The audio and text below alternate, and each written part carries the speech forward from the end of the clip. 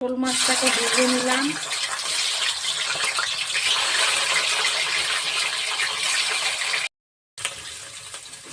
মাছটা নামিয়ে নিলাম। ফুলকপিটা ভেজে নিলাম। কপিটা ভাজা হয়ে গেছে, তুলে নিলাম।